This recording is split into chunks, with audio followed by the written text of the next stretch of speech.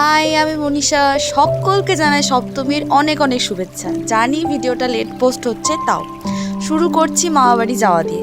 হ্যাঁ, এই যে রেণুকালয়, এটাই হলো আমার মামার বাড়ি রসেরহাটে। আর এই ক্লিপটা না দিলেই নয়। তোমাদেরকে জানিয়ে রাখি, এই বছর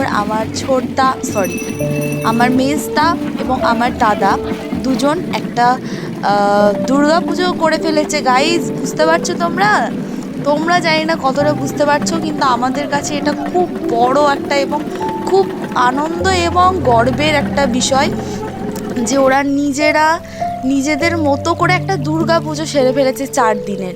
সপ্তমী, অষ্টমী, নবমী, দশমী বলতে যতটা সোজা মনে হলো, সেটা কিন্তু নয়, ওরা করে ফেলেছে।